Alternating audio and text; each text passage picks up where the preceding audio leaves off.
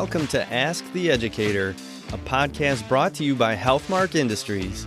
Are you a sterile processing technician or manager? Maybe you work in infection prevention or biomedical engineering. Whether you're a frontline tech, endoscopy tech, OR nurse, or surgical services administrator, you undoubtedly have influence in medical device processing at your facility.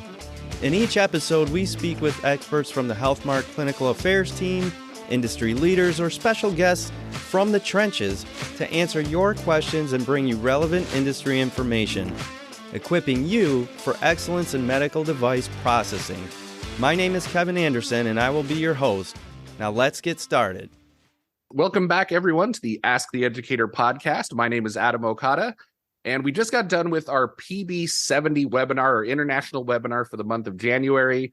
And I'd like to welcome in the hosts or the co-chairs of PB70, Sharon Rojo and Jill Holdsworth. Sharon, welcome in.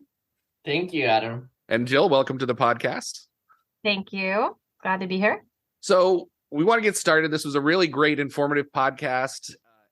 Let's talk about PB70. It's not the one, it's not sexy. It's not ST91. It's not ST79. It's not the ones everybody knows and talks about. But your co-chairs are. Yeah, the co-chairs are definitely sexy for sure. You guys have great headshots. It's going to look great on YouTube for us. But what is PB70? What is this thing, and how does it relate to the ANSI-AMI universe as it relates to documents? Well, as you know, SC79 and 91 really get that publicity, right? So Jill and I were really focusing on giving the PR that the PB70 document deserves. And the PB70 document is really about protective barriers and what the manufacturer side, needs to basically do when in regards to labeling, testing, the sampling method, and as well as the different levels inside the document that specifies what's in it and what the levels mean and what the criteria is for testing for each one of those levels.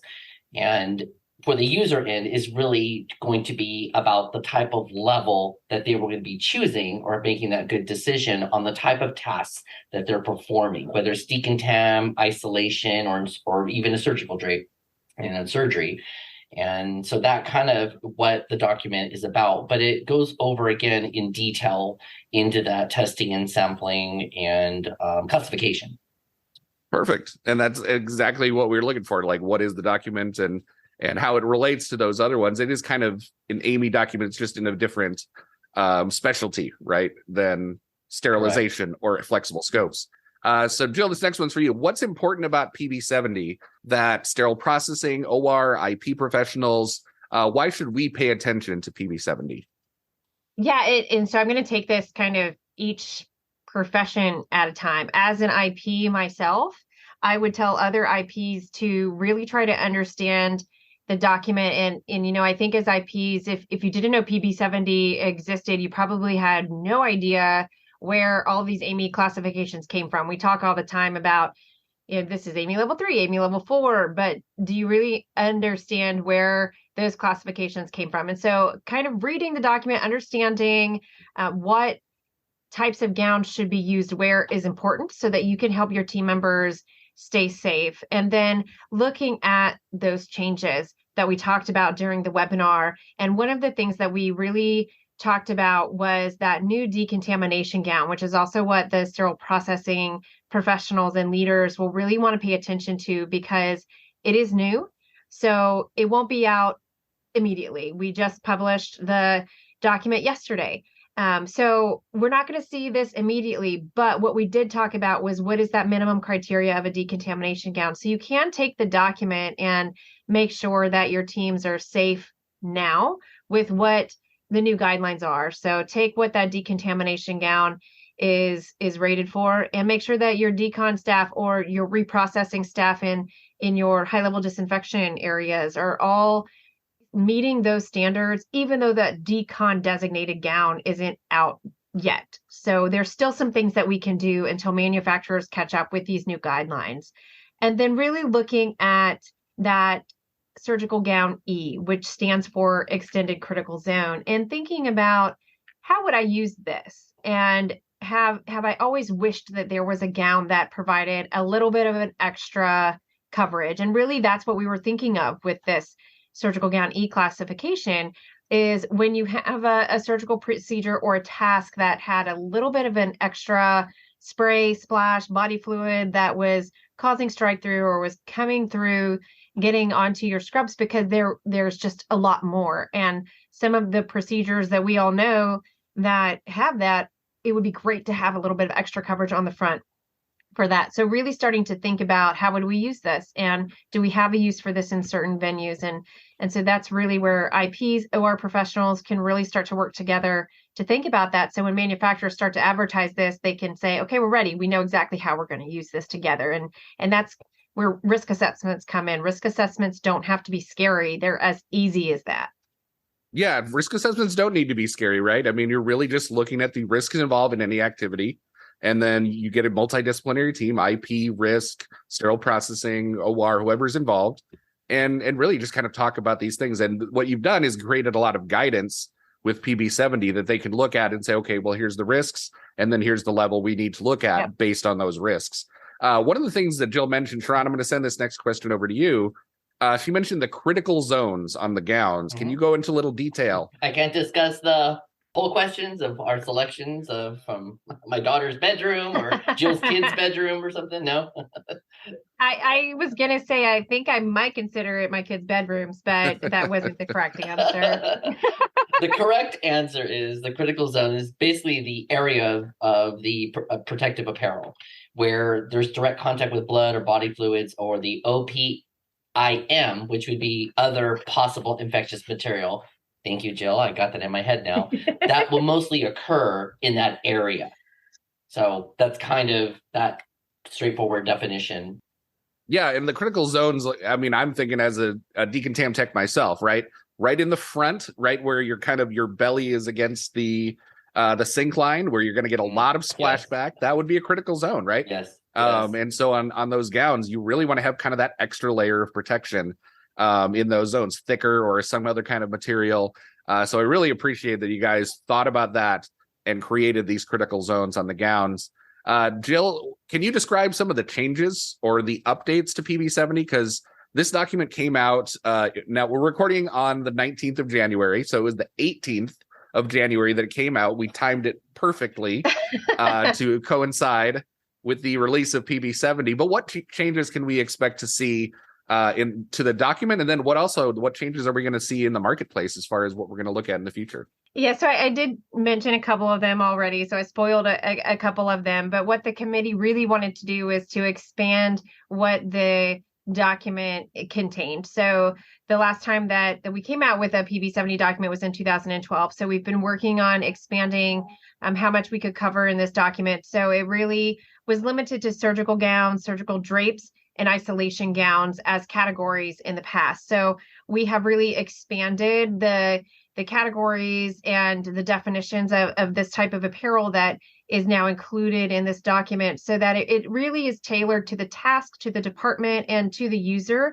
which is really for the benefit of everybody, for safety, for comfort, and for the manufacturer too, so that we can really tailor to what we're doing, and which ultimately will lead to worker safety.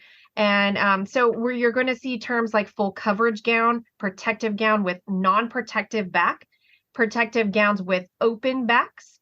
You're going to see some new things like labeling requirements, meaning expiration dates, labeling requirements regarding those terms I just used about the protective, the non-protective back, the open backs, and requirements, so that the user is very clear on what they're putting on, so that they're not confused if they put on a gown with a back, does it have protection or not? So that we're very clear on what type of protection we're getting from our PPE. So those new labeling requirements basically went into effect yesterday. So of course there's a grace period for manufacturers to start putting that on their labels, but now it will be very clear what you're using. And again, this is where risk assessments become very important. So is an open back appropriate for the task that you're doing and in the environment that you're in?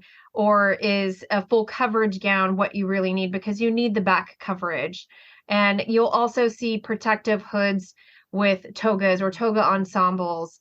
in this document, which we added because this is something that is used, and we felt it was important to make sure that we put some parameters around where the critical zones and protective areas were for toga ensembles. So we wanted to be really all encompassing for all tasks, all users, and all environments for this protective apparel, because that is what is important. And we have evolved over the last 10 years with the types of PPE and tasks and situations that we're putting our team members in. And so that was really the basis for why we made these changes and why we felt like it was important to include all of these new categories and types of apparel.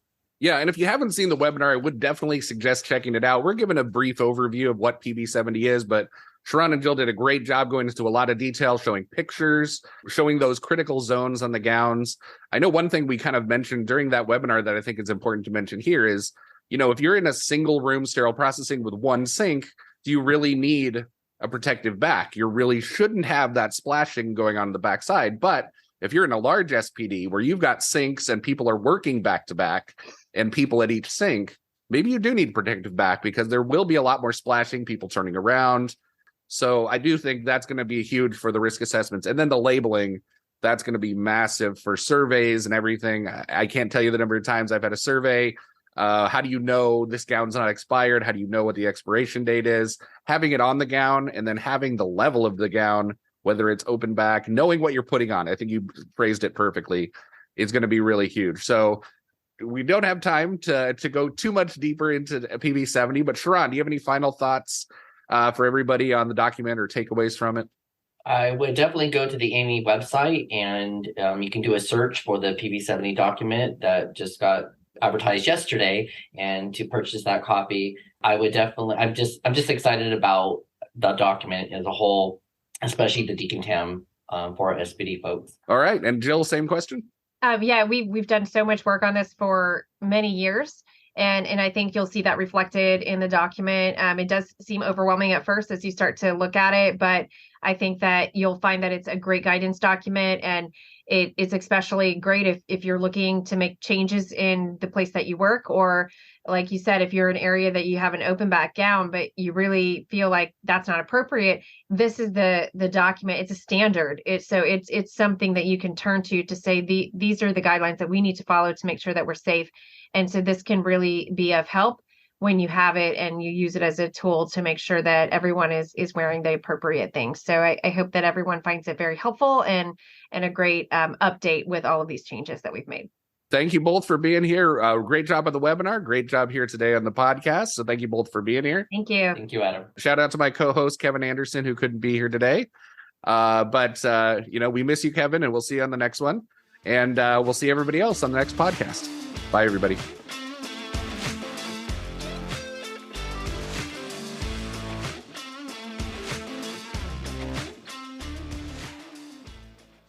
All opinions expressed on this show are those of the presenters. Before using any medical device, it is important to review the device manufacturer's instructions for use.